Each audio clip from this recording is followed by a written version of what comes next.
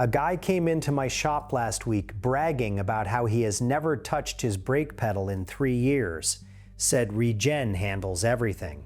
I looked at his rotors and they were so rusted they looked like they came off a shipwreck. That Tesla owner thought he was being smart, but he was destroying his car. I have been working on Teslas for years now, and the pattern I keep seeing is the same. Owners read a forum post, watch a YouTube video, pick up a habit they think is protecting their car, and that habit ends up costing them $1,000 or more down the road. So today, I am going through 5 Tesla features that people are using completely wrong, and I am willing to bet you are doing at least 2 of these right now. Number 1, one-pedal driving is rotting your brakes from the inside out. I love regenerative braking. It is one of the best things about owning a Tesla. You lift off the accelerator, the car slows down, and energy goes back into the battery. So I get why Tesla owners treat the brake pedal like it does not exist. But here is what happens when you never press it. Your brake rotors are still made of iron. They just sit there collecting moisture and road salt, and they start rusting. Not a little surface film. I am talking deep orange corrosion that bonds the brake pads to the rotor surface overnight. I had a Model Y in the shop, only 12,000 miles on it, 18 months old, and it failed New York State inspection because the rotors were shot. 12,000 miles. On a normal car, those rotors would last 80,000 easy. And it gets worse than ugly rotors. When the caliper slide pins seize up from corrosion, the electronic parking brake starts throwing fault codes. I have seen owners pay $1,200 and up for rear caliper replacements on a Model 3 because the parking brake actuator failed. Tesla does not sell just the motor. You buy the whole caliper assembly. Tesla literally tells you to press the brake pedal regularly. It is in the Model 3 owner's manual. They even publish a maintenance schedule that calls for caliper cleaning and lubrication every 12 months, or 12,500 miles if you drive in areas with road salt. Nobody reads it. Everyone just assumes regen means the brakes take care of themselves. The fix takes 30 seconds. Once or twice a week, find a straight, empty road and press the brake pedal firmly from about 30 miles per hour down to a stop. You are scrubbing the rust off the rotor surface and keeping the pads from bonding. That is it. Costs you nothing, takes no effort, and it saves you a 4-figure brake job that should never have happened in the first place. And that is just the brakes. But the next one is costing people way more money, and they will not even notice until it is too late. Number 2, Autofold mirrors are burning out their own motors, and Tesla finally admitted it. This is one of those features that feels premium when you first set it up. You save your home location, your office, the gym, and the mirrors automatically fold in every time you park. It looks cool and feels expensive, but it is slowly killing the mirror motors every single time they cycle. What most owners do not realize is that every saved location triggers a full fold and unfold. You pull into your driveway, the mirrors fold.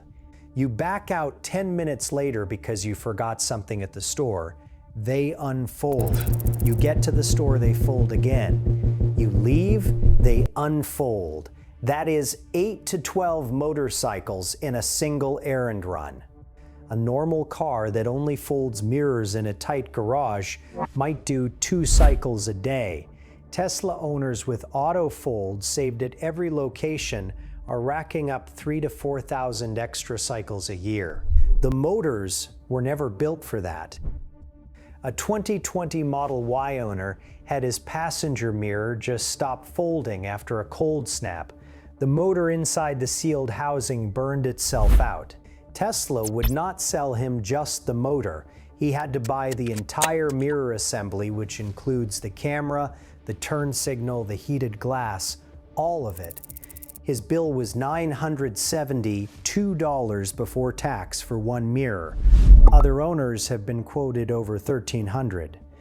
And because the camera is bundled into the assembly, you are basically buying a sensor module every time a 12-volt motor wears out. The part that should make you angry is that Tesla knew about this. In early 2025, Tesla pushed firmware update 2025.2.3, and buried in their own service manual, it says the update is meant to prevent accelerated wear on the mirror actuator. That is Tesla admitting in their own technical documents that the previous software was cycling the motors too aggressively. Owners figured this out back in 2017. But it took Tesla 8 years to fix it. Go into Controls, then Vehicle, and turn off Mirror Autofold. If you really need it for a tight garage, save it for that one location only. Delete it from everywhere else. Your mirrors will last years longer, and you will not be handing Tesla $1,000 for a part that should cost $50. Number 3. Smart Summon is the most expensive party trick in automotive history. I said what I said. This feature has wrecked more cars relative to how many people actually use it than any other Tesla feature, and it is not even close. The Federal Safety Administration opened a full investigation covering 2.5 million Teslas equipped with Smart Summon or actually Smart Summon. They found 97 confirmed crashes and 159 total incidents. And here is the part that should make every Tesla owner furious. Tesla never reported a single one of those crashes to federal regulators, even though they are legally required to. But the crash that lives in my head rent-free is from April 2022 at Felts Field Airport in Spokane.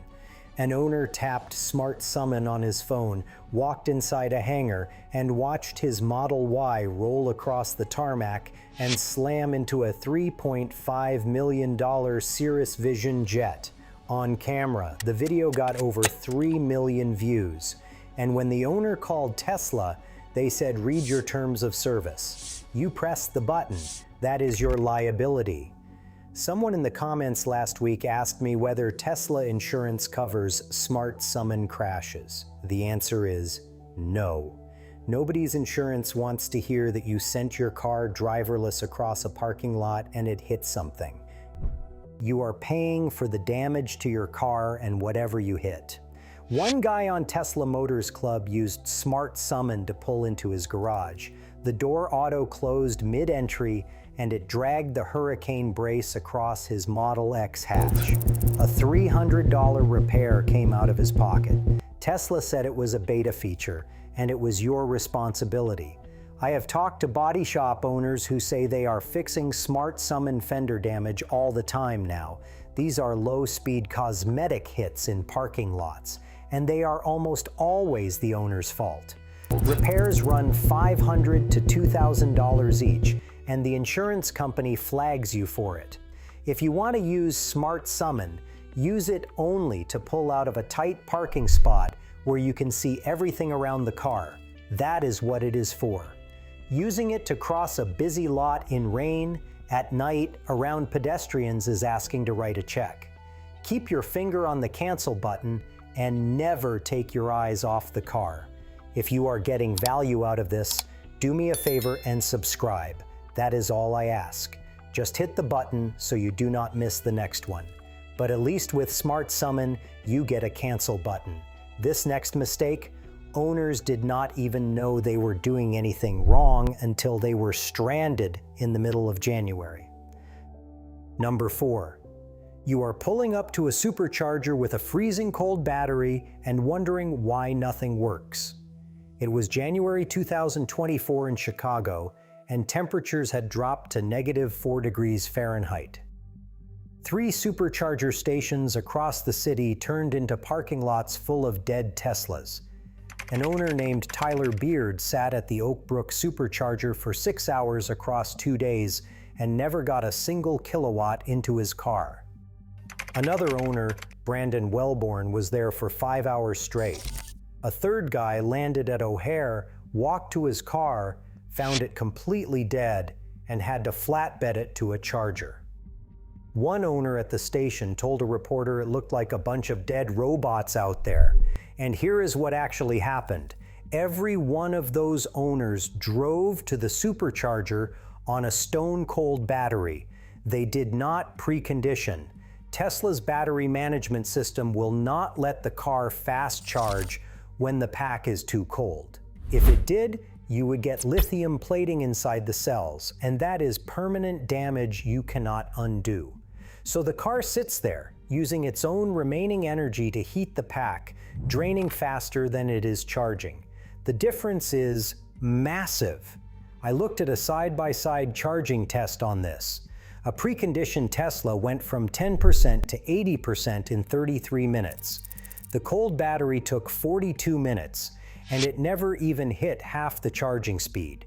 We are talking almost 30% slower just because the owner skipped one tap on the navigation screen.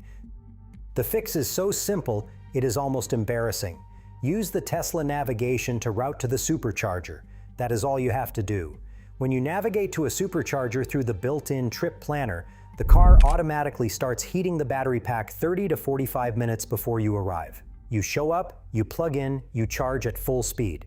Every single one of those stranded Chicago owners could have avoided the whole disaster by tapping the map before they left. And while you are at it, turn on the setting called Apply Brakes when regenerative braking is limited.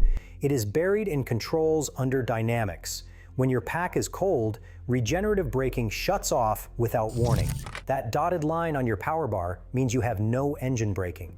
I have talked to owners who almost rear-ended someone because they were so used to one-pedal driving that they forgot the brake pedal existed when regen disappeared. Turn that setting on, and the friction brakes fill in automatically. And speaking of features that break when you do not expect them to, this last one has an active federal investigation and a 2 million vehicle recall behind it. Number 5.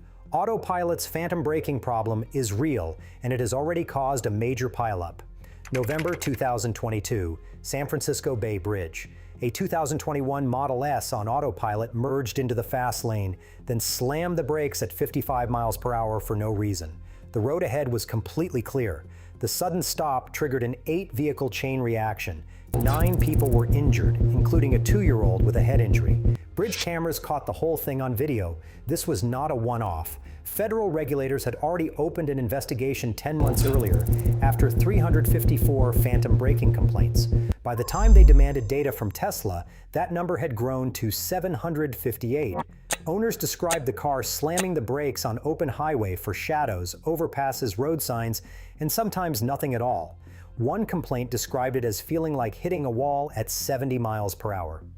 Tesla's response was a recall in December 2023. A recall covering 2 million vehicles, every single Tesla built between 2012 and 2023 that had auto steer. The fix was an over-the-air update that added better driver monitoring and more frequent attention warnings. And it did not satisfy the regulators. They reopened their investigation in April 2024 because part of the fix requires the owner to opt in, and the driver can reverse it at any time. So Tesla recalled 2 million cars for a safety issue, then made the fix optional. I personally think that is insane. Look, I use Autopilot. I think it is a great feature for highway driving, but I treat it like a very talented but easily distracted teenager behind the wheel. I keep my hands on the steering wheel, I watch the road, and I am always ready to brake. The owners who get in trouble are the ones who think full self-driving actually means full self-driving. It does not. The name is marketing. The technology is a driver assist system. There is a massive gap between those two things, and that gap is where accidents happen and insurance claims get denied. Every single feature I covered today works great when you use it the way Tesla actually intended. The problem is, Tesla does a terrible job telling you what that means. They change the rules without sending a notification, they bury critical guidance in manuals nobody reads, and they name features in ways that oversell what the technology can do. So it falls on you to figure it out. Now, everything I covered today is about software and features, but there is a whole other side to this, the maintenance stuff that Tesla owners skip because they think electric cars do not need it. I made a video called The Most Overlooked Maintenance Tasks for Your Tesla, and one of those tasks turns into a $15,000 problem if you catch it too late. It is on screen right now.